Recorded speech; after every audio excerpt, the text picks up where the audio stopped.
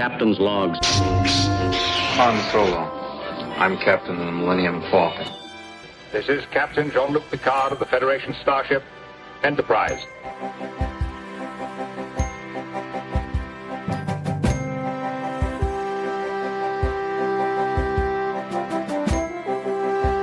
Priority 1 message from Starfleet coming in on secured channel.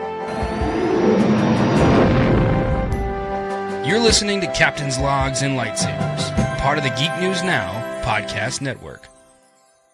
Hey, welcome to episode 34 of Captain's Logs and Lightsabers. And yes, this is the real episode 34, not last episode because, I can't count apparently. But this is the real episode 34, and this is the podcast on Geek News Now that discusses both Star Trek and Star Wars. And my name is Jonathan. I'm one of the hosts of the show. I wouldn't be able to do it, though, without my co-host, Chris. How's it going, man? I'm doing great. How are you doing? I am wonderful. We haven't had an episode since early January. We always have good intentions, and then, unfortunately, life gets in the way. Exactly. Basically, we've been bouncing back and forth for the last couple of weeks, and our schedules just couldn't line up. Yeah, pretty much. It's just... if something comes up for me, Chris is able to record it. If I'm able to record, something comes up for Chris. So, Exactly. Yes. Anyway, but we're back. We're here. We got our second episode of 2024, and we're going to talk about the first half of the Bad Batch Season 3. Which consists of 7 episodes as of today, which we're recording on March 17th, and this episode will be out later in the week. So, yeah, we've had the first 7 episodes of the season, and it's right about the halfway point. So that's what we'll discuss today. But first, how did you geek this week? Chris, what's going on? Well, I basically have been, how have you been geeking for the past month, essentially? So part of the reason why we haven't been able to coordinate our schedules, everybody, is because I took my private practice that I opened a few years ago for mental health, and I moved to my own office. So I'm no longer renting with anybody. I'm completely solo now. And with the move that's been going on for the last 5 weeks, it's been not only just getting the building and filling out all the paperwork, but it's also been buying a ton of new stuff. So a lot of the stuff that I've been trying to do is get as much geek stuff as possible. So obviously, as a big Star Trek fan, my office is very much Trek themed. So I brought all the old Star Trek decorations I had from the old office and set those up. But I also brought in a whole bunch of new stuff as well, including the Enterprise D model that was made by Playmates in 2023. Nice. Which is really cool because that actually has saucer separation, which is really neat. And I'm guessing that the original one didn't, right? The one from the 90s did not. That's right. Yeah, so this was a new feature to this one, so it makes it really cool. So I got that put in there. I just put up a painting that my wife's uncle painted for me with the Enterprise leaving Earth. So I put that up in my office today when my wife and I were stopped over. And let's see, I bought a ton of Star Wars stuff for the kids section. There was a Mandalorian book that I bought that's all illustrated, and it's got magnets of the characters so you can put in different scenes. I got a stuffed animal of Boba Fett that I put in there, and I got almost every version of Grogu stuffed toys that you could possibly imagine. My wife actually said to me, "No more Grogus, please, no more." I'm like, "Please, just one more." Find a different one, and she was like, "No more." She was adamant, So I definitely brought a lot of that in. Let's see. Found some old Star Trek VHS tapes from the 80s and 90s, and I put those up as decorations on my one of my bookshelves. And see, what else did I buy? Oh, man. That's pretty much about it in terms of the buying, but I bought all that Star Trek and Star Wars stuff, which was really cool. Also, this kind of goes away from my office, but went to Walmart yesterday while I was shopping for the office, and I found in their $7.50 bin the first season of Star Trek Lower Decks season is on DVD in the bins. Oh, wow. Yeah, and I picked one up, and there were a couple left. So check your Walmarts if you want Star Trek Lower Decks Season 1 on DVD, because they're in those bins now. Nice. That's really cool that you can grab it for such a value. I mean, DVD is still such a popular format, even though we have 4K and 8K. God, who knows when that's coming, but I'm sure it's sooner rather than later. Oh, I'm sure. But yeah, DVD is still super popular. So yeah, that's awesome. And it's such a great show. It's is. $750 is a great entry point for somebody to check it out because it's less than the cost of a month of Paramount Plus. Absolutely, absolutely. So it's really cool. But that's pretty much how I've been geeking for the last month. How about you? Well, let's see. In the last month, I have really been playing a lot of a very specific video game franchise. I I have been playing the series of games in the Final Fantasy VII remake trilogy. So back in 2020, I got the game, it's the Final Fantasy VII remake, which, like it sounds, is a remake of the original Final Fantasy VII game that came out for the PlayStation 1 back in 1997, I believe. And it Okay. was, for a lot of people who had never played Final Fantasy before, it was the one that got people into the series, including myself. And fans, have just it's been one of the best stories of any Final Fantasy game, the most well received, most well loved, and still talked about to this day. You don't really hear people talking about the stories in other Final Fantasy games anywhere near to the level that people do about Final Fantasy VII. Oh, wow. So they were teasing, a remake. Basically, I think it was back in the PlayStation 3 era. They had originally teased like almost like a graphical showcase of what the power of the PlayStation 3 could do as far as graphic rendering. And then it never was actually meant to be a real game, but people latched onto it and wanted them to make it, wanted it to be made, and it eventually came out for the PlayStation 4 in 2020, which when they released the first game, when they released Final Fantasy VII Remake, everybody was shocked. And then it was only about the first third of the original game that this whole game was actually one part of many. And so I had never finished it back in 2020. So I finally went back and finished the game, did all the side quests because I can't help myself. I have to complete everything. It's a sickness. I can't just move through the story of a game. I have to do all the side quests as soon as they pop up. So I finally finished the Final Fantasy VII Remake. I did the downloadable content, which was like a side mission that you could do, which was another like 4 or 5 hours of gameplay, which I stretched into more because of side quests, because again, I can't resist. I finally started playing the second game of the trilogy today, which the second game of the trilogy is Final Fantasy VII Rebirth.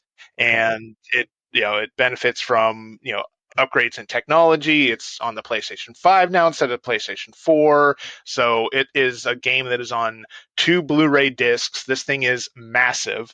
And I just started today, and it kind of starts with a very, very memorable sequence from the original game, and I'm really excited to get further into it. So that's how I've been geeking, is playing Final Fantasy VII Remake. Yes. Well, all right. Wonderful. And then I guess what's going to be coming up for us in the next month is Steel City Con to get ready. Yeah, and I'm not sure if we'll be able to go this time, unfortunately. I know you'll probably still go, as a fan, but yes. I just don't know if we'll be able to go to represent the show. Yeah, I don't know. This of all the recent Steel City Cons, this one appeals to me the least, honestly. So what do you think of the guests that were announced? I know for you, there is a very specific celebrity guest that you are probably going to at least try to talk to, or I don't know if you're going to plan to do a meet and greet or anything like that, but tell us about your very special guest that's coming to Steel City Con that you're excited for. Oh, definitely. So I've been a big fan of the movie Short Circuit since I was a little kid, and I've always had a big crush on Ali Sheedy because of it, her playing Stephanie Speck in the movie. And I used to tell people she was my girlfriend in real life. You're a little kid, you just think stuff like that. So she was my first celebrity crush And so I've been begging Steel City Con for over, I'd say about 2 years on their Facebook page to get her to come down. Well, they're doing a Breakfast Club reunion at this show, and obviously she's going to be there. So I got to make sure that I get a photo op at least. I'll probably be too chicken to have a conversation with her, but maybe it'll turn out. I'm one of those people that like I panic because they're like the celebrity, and I kind of like shut down. So like, I'd love to have a conversation with her, but I think I'd freeze up. Yeah. Yeah, and the nice thing about a photo op is, it's you don't get a whole lot of time to actually carry on a conversation where with, if you're getting an autograph, it generally takes longer, and you have a little bit more time to talk, especially, if you're getting multiple things autographed, you have even more time. So yeah, I guess the photo op is the one for the introvert in us all, right? Yes, very much so. Definitely, but I can't wait. I'm definitely looking forward to seeing her. I'm a little nervous about the show this time, though. I mean, we almost lost Steel City Con because they were going to turn the Monroeville Convention Center into a Hobby Lobby, but that got pushed away finally, and they're going to keep it open. But the hotel across the street, they closed unexpectedly, and now the overflow that used to go over there is going to come back into the convention center. So we're going to be back to Saturdays where we're bottlenecked in the building. Yeah, I'm not looking forward to that at all. No. And unfortunately, they did say that they are going to have the August and December cons there as well. Yes. So, yeah, I'm not sure. I'll have to rely on what you tell me about this one in April to know whether it's worth me going in August. Oh, yeah, I'll let you know, because, I mean, you remember how bad it got a year ago where they almost had to shut it down with the fire marshals because we were literally bottlenecked shoulder to shoulder. We couldn't move. Yeah, that wasn't last December. It was the December before, right? Yeah. Mm-hmm. Yeah. Yeah. So when they finally moved part of it to the convention or to the hotel, it was like, finally, we got some room here, right. But we'll see. But I'm looking forward to seeing Ali Sheedy, and hopefully the show will be good. Yep, hopefully. I mean, they may end up having more like outdoor tents and stuff. You never know, as far as, like to line control and stuff, or they may even put celebrities out in tents. Who knows? Exactly. I know that when I met Christopher Lloyd 2 years ago, they did that. They had us out in tents. It was cold out too. But we all survived. Well, hopefully April will be a little nicer. Hopefully. Yes. Mm-hmm. All right. Well, so what do you say we talk a little Bad Batch, Chris? Absolutely. Looking forward to it. Don't get technical with me. Logic is the beginning of wisdom, Valeris, not the end. The Jedi uses the Force for knowledge and defense. Okay, so we are going to talk about the first 7 episodes of The Bad Batch Season 3. So these are episodes that were available through March 13th of this year. So that's episodes 1 through 7. It's been an interesting way that they've kind of made the episodes available, because we got a 3-episode premiere the first day. Then we got 2 weeks? Yeah, 2 weeks of single episodes, and then we got another episode, or another duo of episodes drop just this past Wednesday, 13th. So It's an interesting way that they've distributed the episodes and kind of decided what comes out when. But Absolutely.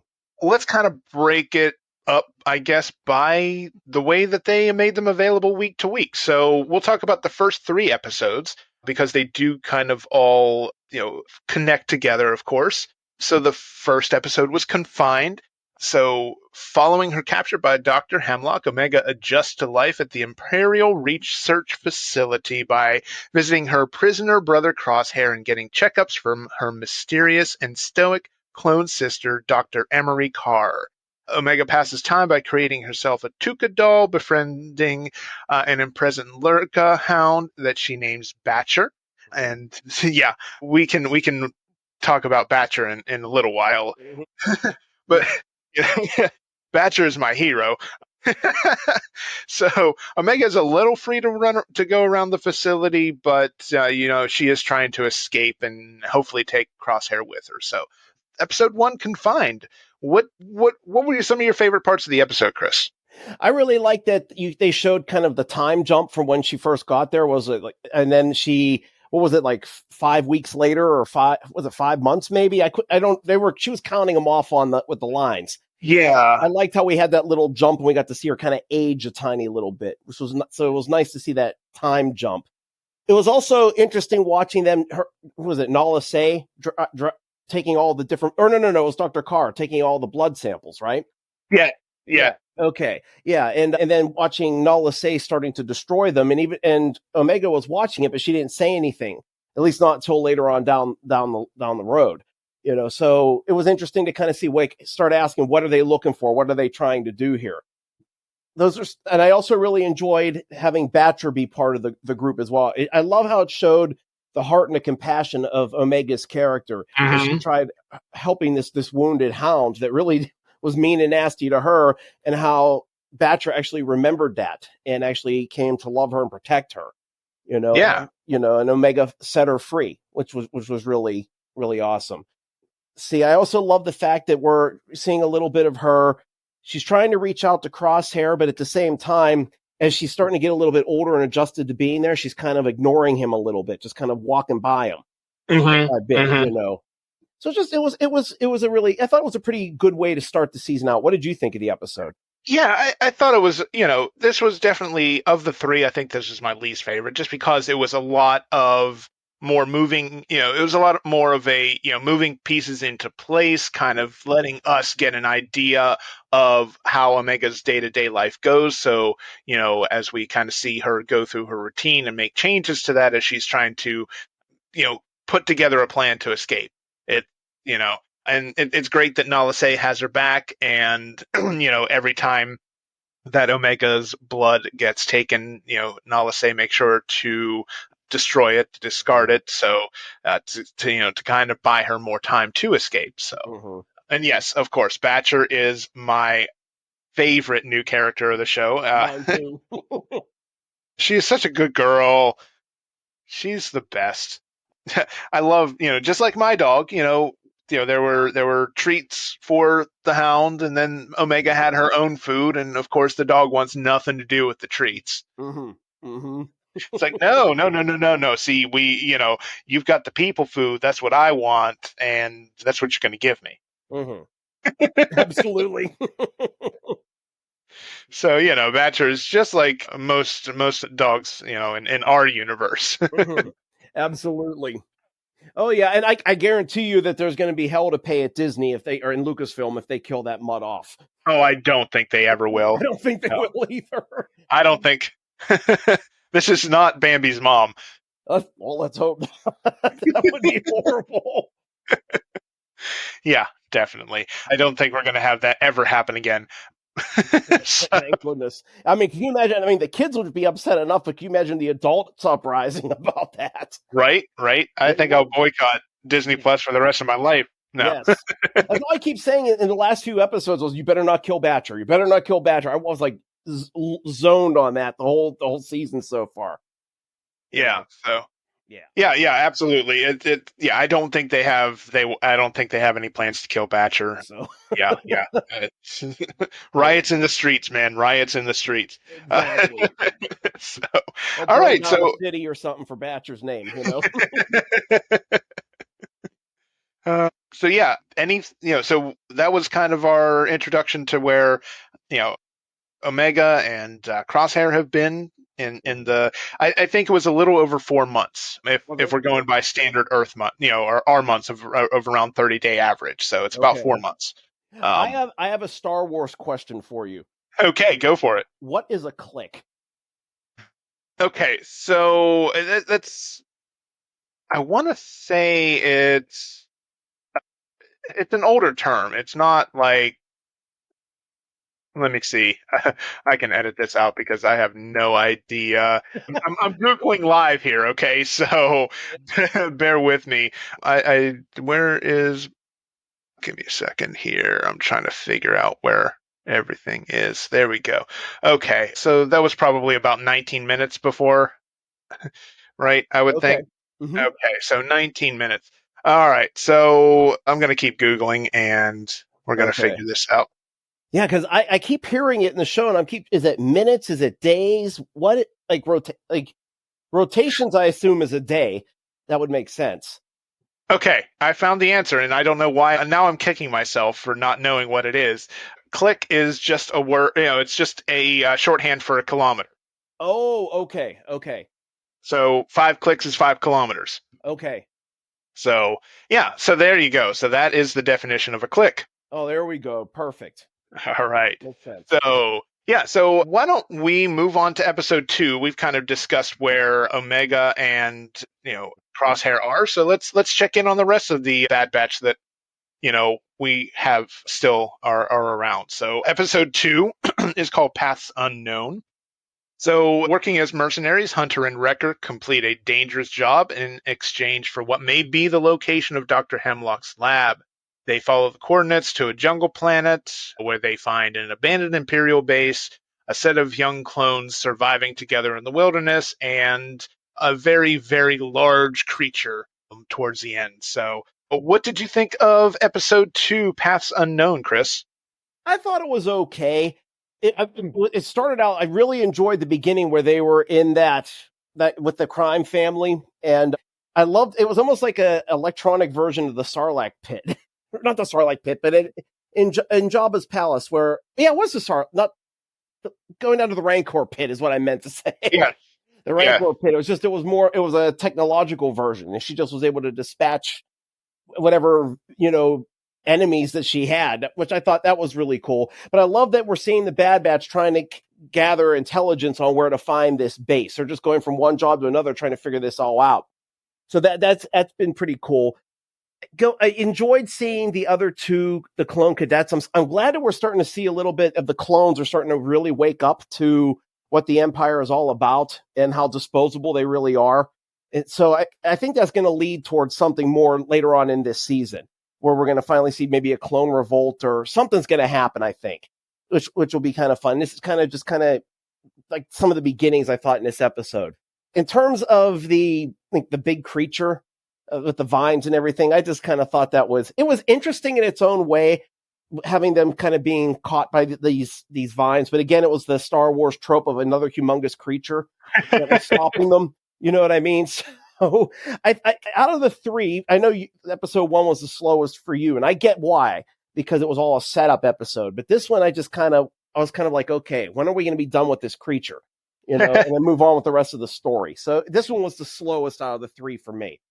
Yeah, see, I kind of disagree. I like how this is kind of we're just kind of jumping in as Hunter and Wrecker are, in the middle of their search for Omega. We don't see them, we kind of see them like, towards the end of when they locate her, but they have not stopped giving up. They have not, given up searching for her ever since she was taken by Hemlock. Sure. Oh yeah, I would have no doubt. Imagine these guys just saying, you know what, Omega, good luck to you. We'll see you hopefully around sometime, It just shows how much of a family that they truly are and how much they love this child, and want her to be part of their lives. So that's definitely the good part. For me, it was just the creature part that kind of bored me. Yeah, I kind of like the fact that it was a kind of a mutated or version of a Sarlacc. I thought that was kind of cool. And how else do you destroy a Sarlacc other than dropping a shit ton of explosives or a very large explosive sail barge into it? Yes, that was a pretty cool sequence how they did that. I got to admit, that was cool. Yeah, yeah, that was pretty cool. Yeah, that I think that alone is the reason why I like that episode over just a little bit more over the first one. Mm-hmm. I gotcha. That makes sense. So, all right. Anything else that you want to say about episode 2? Not this one, no. Okay. All right. So we'll move on to episode 3, which I think for both of us, this is probably our favorite. I think we agreed on that. Yes, this was my favorite. All right. So, episode 3 is called Shadows of Tantus. Emperor Palpatine makes an unscheduled visit to Dr. Hemlock on Mount Tantus to see the progress being made on his Project Necromancer that he has them working on. Nala Se cannot, prevent Emery, Dr. Emery, from moving forward with the test, so she kind of lets Omega know that it's time to go, that she has to start her escape. So she tells Omega to make her escape, and of course, the timing couldn't be worse, right? Exactly. Yes. So, of all the days to make your escape, it happens to be the day where the big boss is, visiting the office. Mm-hmm. Oh, yes. To be honest with you, I'm surprised that they managed to get away. I thought you would think there'd be tons of security going on around there, but it was the Emperor's shuttle, like how many V-Wings? Only a handful? Yeah, the Emperor was traveling light that day, I guess. He sure was. It wasn't like in Return of the Jedi when he showed up at the Death Star and the whole military was basically there flying in formation. Right. But this was a great episode. I think just finally seeing how Project Necromancer kind of this is the beginning of everything that ties into what we saw in Rise of Skywalker with Palpatine and his clone body that was falling apart. So it sounds like they made the project successful, but at the same time, it wasn't fully successful. He was able to get himself a clone body, but it was flawed and it deteriorated. So no matter what, they were never able to basically develop the Kaminoan technology properly for him to be able to live on is how he wanted to be immortal pretty much. Right, which is why I think they're turning to try to find blood samples that have the high M count so they can approach it a different way. Yes, absolutely. That was another part that I really loved about the episodes. They were mentioning the M count. Obviously, we know that's midichlorians, but, they haven't used the word yet, but it was really cool. And I was surprised that it was Omega who had she was the only one of the clones that had this high M count. And I'm curious, I'd like to know how she ended up getting this M count as high as. Yeah, I mean, she is a mutation. It's, she's much like the Bad Batch. She's a mutation. So I don't know what it was about her creation but yeah, it seems like she seems to be imbued with a little bit more of a higher midichlorian count, which doesn't necessarily mean that she can use the Force, but it explains a lot about her and her particular skill sets. Yes, absolutely. Yeah, from the beginning, she's always seemed to be more mature and more knowledgeable about things than anybody her age. Well, I mean, she's older than the the rest of the Bad Batch, which is ironic, but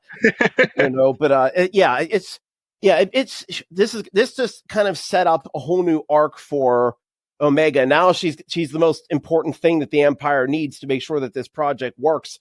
So now we're going to have essentially the whole Empire is basically going to be looking for this girl, whatever resources are required. I mean, even Palpatine said that to Dr.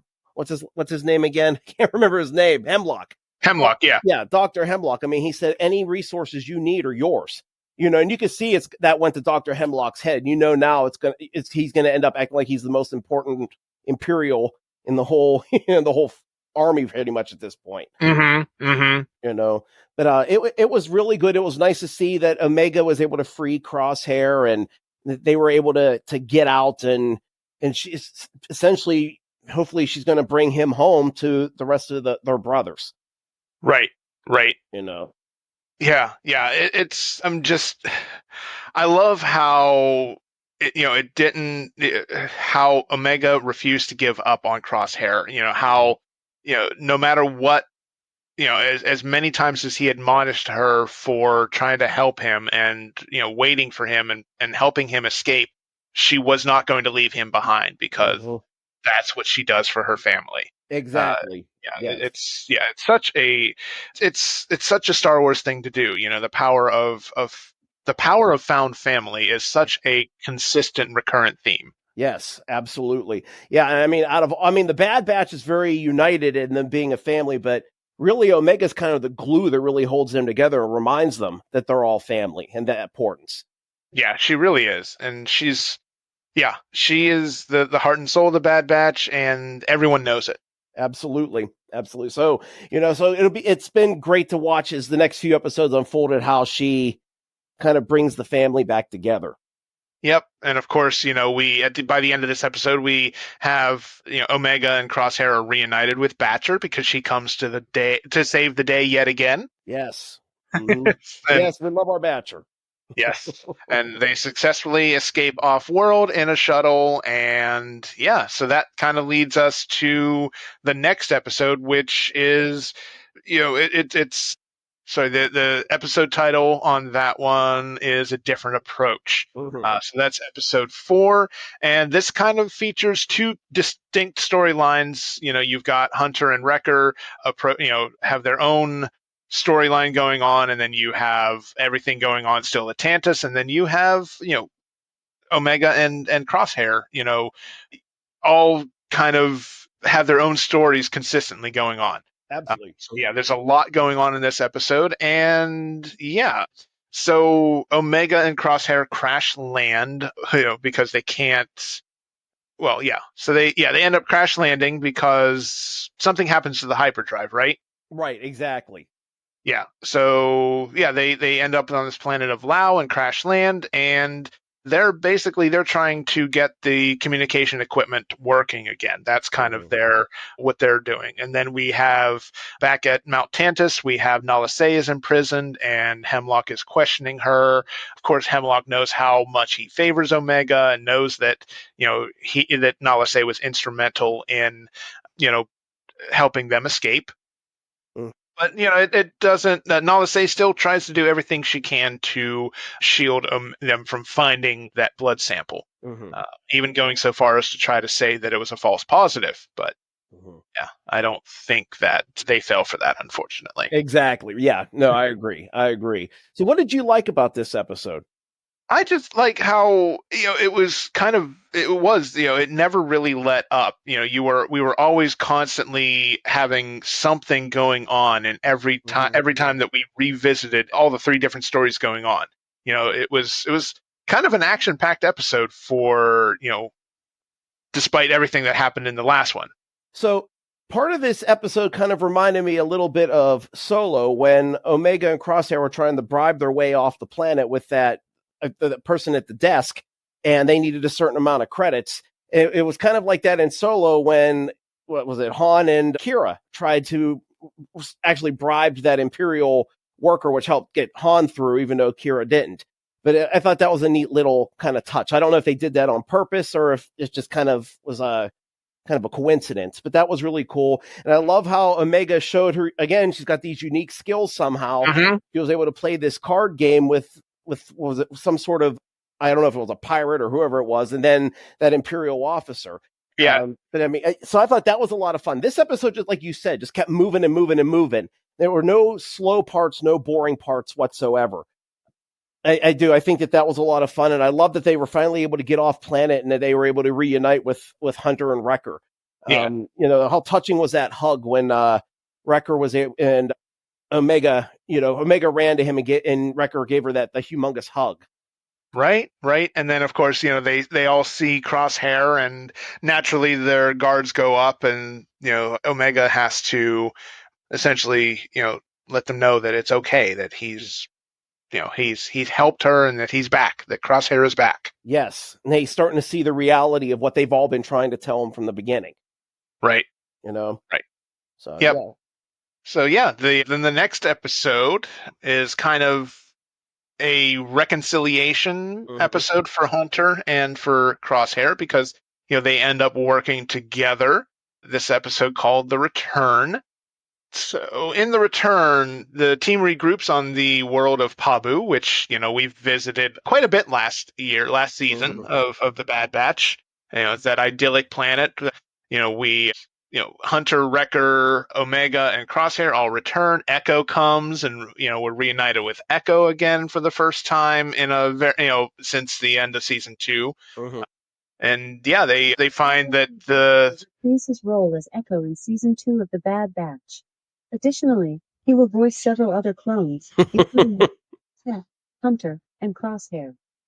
Well, I guess I got to try to stop saying that word because that character is also the wake word for my Alexa device in this room. I gotcha. Are you going to keep there? Never mind. I have no idea what I'm going to do. We might keep this in. Heck. Yeah. Heck, it was a little blooper. Why not? So, So the clone who shall not be named from me. We'll call him E. How about that? We'll call him E. Yes, okay, that works. Although the clone who shall not be named is kind of funny though too.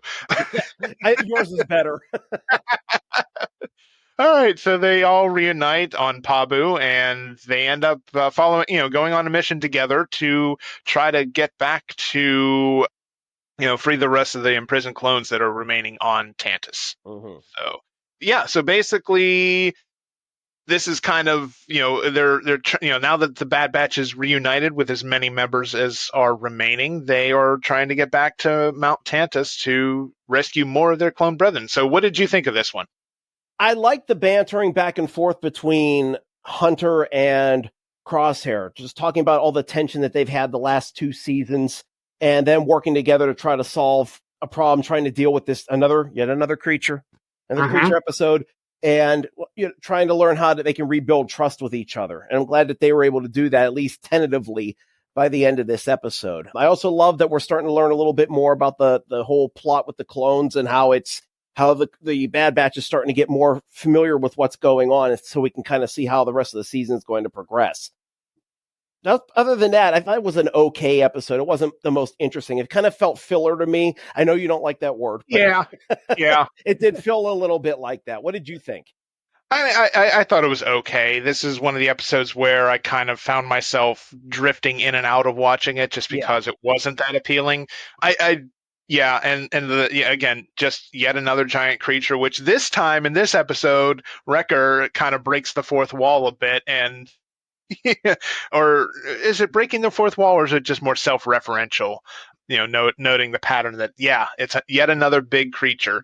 They always seem to get stuck fighting some big old ugly. Exactly. So I guess some people are starting to feel like you and I are feeling a little bit with some of these things. Yeah, it's kind of a classic Star Wars story trope, but it's kind of been used quite a bit in the Bad Batch, especially considering that this is only 3 seasons. It's a pretty heavy use. Exactly. So yes, it wasn't. I mean, there were some good parts about it. Again, going back to their relationship and starting to rebuild the family unit, but other than that, I just kind of thought it was a bore. Yep. So I think we're just going to move on to the next episode, which actually is the next set of 2 episodes since they both released in the same day. So we've got Infiltration and Extraction. And ultimately, this episode is, getting the team back into Mount Tantus, right? We have all of the batch together. They've all kind of sorted out their differences with Crosshair, and they've kind of fully welcomed him back on the team. And, this is the episode where we get our reunion with another very famous clone for fans of the Clone Wars. And so we get the reunion with Rex, which is good to see the old guy, yet again, making his way into Star Wars animation. So what do you think? What are your thoughts of this episode as a whole, Infiltration? This one I actually thought was really good. It was nice to see the senator again from Rax's house. She's still trying to work on trying to earn clone rights, and how she's still considered a danger by the Empire. Obviously, there was this assassination attempt, and it gives us more and more information on these clones that are being basically retrained or reset to fight, I guess, covert missions for the Empire. So it's becoming more and more interesting what they're all about. Yeah, they're kind of like the clone ninja. They're kind of like the ninja of the clone forces, right? Essentially. Exactly. Yeah, or like the Navy SEALs or something like that. Yeah, like SEAL Team or that's maybe a little bit more accurate, I guess. Yeah, so I can't wait to see if we're going to see a little bit more about how big that group of clones is, and if any of them are going to end up selling out the Empire. Maybe get beyond that reconstruction or reprogramming, whatever you want to call it. Right. Yeah, it's definitely got some. It's setting up. Hopefully, we won't have that happen. We won't have a betrayal, but I have a feeling that at some point something's going to happen, and Mhm. the hammer's going to come down a lot closer to the Bad Batch than it has to this point. Yes, absolutely. Now, the base that they were at, I was in my research. It said it was on Teth. Was that a separatist place or no? That is a very good question. So the planet Teth, I know that is something that, that was in the Clone Wars, and it was. I don't think it belonged to the Separatists. I want to Okay. say that it was. I want to say that it was inhabited by Hutts, humans, and several other species. Okay. Yeah. Oh, it was on a trade route, so maybe that's how it got involved in the Clone Wars. I gotcha. The only reason I'm asking is because when I first saw them walking in there, I thought it kind of looked like a separatist room, kind of like from Attack of the Clones. There was like that big circular pit. So I just wasn't sure. So I figured I'd ask the expert. Teth. Teth is the planet where, in the original Clone Wars movie, that's where Asajj Ventress brought Jabba's son. Oh, okay.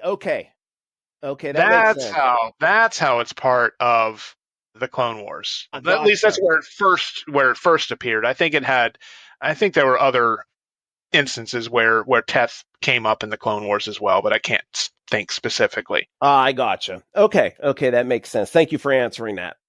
All right, let's see here. Trying to see if there was anything else about this episode. About infiltration, I think that's pretty much all I had to say about it. I guess that would lead into episode 7, Extraction, right? Yep, Extraction is the final episode that we've seen so far. It's the 7th episode. Mm-hmm. Yeah, so basically what we have going on in this one, following a battle with the Clone X Trooper CX-2, Rex and the Bad Batch look to escape Teth. Meanwhile, Commander Wolf, now in service of the Empire, arrives with reinforcements. He quickly clashes with CX-2 over how to proceed. It all leads to a confrontation between Crosshair and CX-2, and a choice for Wolf, who must decide the fate of his old friends. So yet again, we see another clone that we are familiar with from the Clone Wars, and unfortunately this time he is not on the side that he once was, and the side that we hoped he would be on. So right, absolutely. As obviously, though, I mean, Rex must have given him a pretty good speech at the end, because if I remember correctly, Wolf let them go. Yeah, he did. And his troops were kind of like, "Sir, what are you doing here? What's going on?"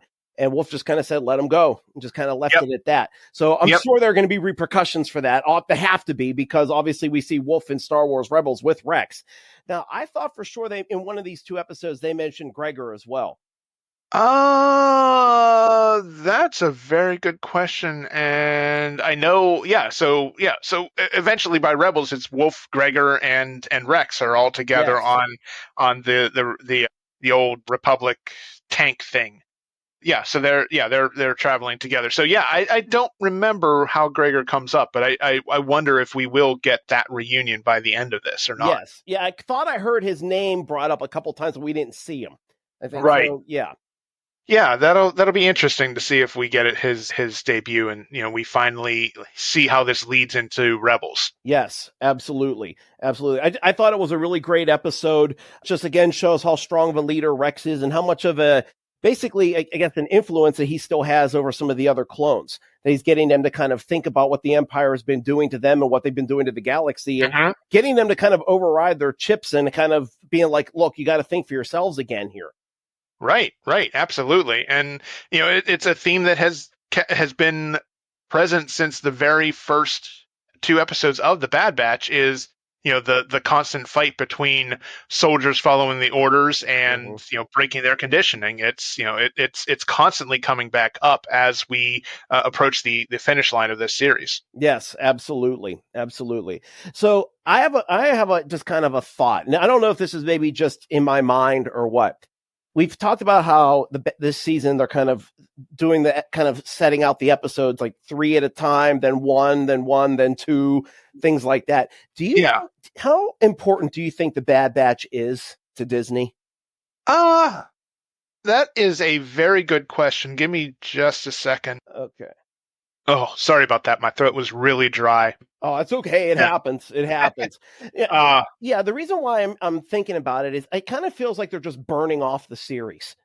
It's just kind of like there wasn't a whole lot of fanfare, a whole lot of anything about it. It's just kind of like, it's here. We have this final season. Let's just get through it as fast as we can. I don't know if it's so much that, or it's, I think they are trying to space out all the Star Wars content that we have coming this year. Mm-hmm. I think it's very purposeful. Okay. I think, because whenever the Bad Batch wraps up on May 1st, that's, of course, May the 4th, I think we're going to get something. I think we're going to get a trailer for The Acolyte, because that's the next series that we're getting. I think we're going to get a full trailer and a release window for The Acolyte, if not a specific release date. I think we'll get that on May 4th. Okay, that puts it in a different perspective. I'm sure they weren't doing that. It just kind of made me wonder a little bit with the way they were kind of doing multiple episodes. Now, don't get me wrong. I love when they have more than one episode a week because that's just extra fun, you know. But it was just a kind of a side thought. That's all. Yeah, I think we're going to end up getting. Well, we got Bad Batch to kind of kick off the spring. I think to kick off summer, we're going to get The Acolyte, and then I think right around Christmas time, maybe November, December is when we'll see Skeleton Crew, which is the last new project coming out this year. Sounds good. I can't wait for a lot of these new projects. It'll be great. Oh yeah, absolutely. I'm really looking forward to The Acolyte and Skeleton Crew. Jude Law, Pirates. I'm really psyched to see where that goes, and can't wait to see a trailer for that as well. Absolutely. So it's going to be a fun year, but as of now, I'm really looking forward to seeing how the Bad Batch ends. Yes, absolutely. I want to see where, how close to Rebels we get, and I wonder if we'll even get the announcement of a new animated series at some point this year to debut next year. Yeah, I mean, it's very possible. It's, because it seems like ever since they brought back the Clone Wars for season 7, they've essentially used the Clone Wars season 7 as a soft pilot for the Bad Batch, and then the Bad Batch, when it ends, I wonder if that's going to end up being like a soft pilot for the next animated series. Yes, no, that makes perfect sense. Absolutely. I mean, because you're right, it's got feelers in all these different areas of the Star Wars universe that we've seen future-wise. So yeah, so it's gonna be leading into a bunch of different stuff. Yep, absolutely. And this is the year for Star Wars. I think last year was the year for Star Trek, and not quite as much good Star Wars. So yeah, it's kind of funny how 2023 was the year of Trek, and this is going to shape up to be more of Star Wars year. Absolutely. Move the ship out of the asteroid field so that we can send a clear transmission. Captain, incoming message. Closer, I hope. And heck, we haven't even talked about the movie news. Let's end with that. So remember Patty Jenkins was working on Rogue Squadron? Yes. So if you remember, they released this teaser video of her rollerblading down a runway and eventually coming to rest in front of an X-wing. Okay. And to announce that her father was a fighter pilot in the Air Force or the Navy, I can't remember which one, and she always wanted to do like a fighter pilot, like a dogfight movie. So this is her chance to do that in Star Wars. Then whenever she took on Wonder Woman 3, she had to kind of put the pause on Rogue Squadron, and everybody thought that the movie was going to be canceled after that, because anytime they say that work on such and such Star Wars has stopped, it's typically not good news, right? Exactly, yeah. Well, unfortunately, or maybe fortunately, I don't know, we're not going to see Wonder Woman 3 because Warner Brothers has canceled that project, and in favor of giving James Gunn the reins to DC to build a consistent universe. So Wonder Woman 3 no longer exists, and lo and behold, we get some word earlier this week that right prior to the writer's strike starting, Kathy Kennedy had met with Patty Jenkins and to resume their discussion on Rogue Squadron, and they agreed to terms, and then the writer's strike started. So, Patty Jenkins was not allowed to work on her script. She wasn't allowed to do anything script related with the movie while the strike was going on. So now I think she's finally getting ready to sit down and start her first draft, or maybe second or third draft of the script. Who knows? Mm-hmm. So, That's yeah. awesome. Mm-hmm. So yet another Star Wars movie on top of the Mandalorian and Grogu, and then the other 3 that were announced. So maybe we actually have a good chance of seeing 5 Star Wars movies over the course of the next decade. That would be wonderful. Yeah, it's been a while since there's been a movie. I know after Rise of Skywalker, a lot of they were kind of pushing more toward the streaming end of it, which seemed to be really wildly successful there. So it'll be nice to see it back on the big screen. Pretty much where it belongs. So, it's just, Star Wars is made for the big screen. Just how right. Big and, so. Oh, absolutely. I think Star Wars always belongs on the big screen. I just think that, the Rise of Skywalker didn't go too well for some people, and it's, and then Solo was kind of a mess. Yeah. Good movie, but, it kind of bungled the launch on that one. Yes, exactly. But we've got a lot of good Star Wars movies to look forward to, hopefully. And did you see that Phantom Menace is coming back for the 25th anniversary to theaters? Oh, yes. I cannot wait to go and see that. What I'm trying to see if I can get my Star Trek club for all of us to go as one of our monthly activities for May. I don't know if you know this or not, but May 4th, obviously, Star Wars Day. It's also Star Wars Night at PNC Park in Pittsburgh. So, yeah. Yeah, I did see that. I'm wondering if we'll try to make it or not. I don't know. We'll see if I can get a deal on Pirates tickets, because that would be fun. Oh, absolutely. Yeah, that's another. Last year, I organized the Stella Parada, all of us to go there. And so I'm doing that again this year. I actually have a meeting with somebody with the Pirates on Tuesday at 1:00 to nice. Get our group together again to go down, because it was a lot of fun. Yeah. I mean, do you think I could jump in potentially? Sure. Why not? Like, if you get a good group rate, I might actually try to join you guys, if that's okay. I'd love it. Absolutely. And then our ship's captain, she'd love to meet you too. Guaranteed. All right. I think we met briefly at Steel City Con. Yes, Maria. Yeah. Yep. Absolutely. Yeah. So let me know if you get a good, what group rate you get and where you're getting seats, and, Exactly. Yep. I will let you know this week after the call. All right. Sounds good. So I think that's all we're going to talk about. We kind of did this backwards and out of order with the news recap at the end, just because my brain didn't have it planned out. And I've been trying to figure out a lot of any Star Trek news. There really hasn't been a lot going on. Yeah. Just the only thing really is the premiere of Discovery season 5, and that's about it. Yeah. What, 3 weeks away? 4 weeks? Yep. Yeah. Right. Yeah. 3 weeks and 5 days, I think, actually. Yes. So it'll be here before you know it. You got it. All right, so that's going to do it for episode 34 of Captain's Logs and Lightsabers. We hope you enjoyed our discussion of the first 7 episodes of The Bad Batch. So until the next episode, which we're hoping will be sometime around April for the premiere of Discovery, Chris is gonna check it out, even though he's a little behind. But I think we're gonna get together and talk about how we think the first episode of season 5 went, and we'll go from there. Sounds all right. good. So until then, may the Force be with you, and live long and prosper.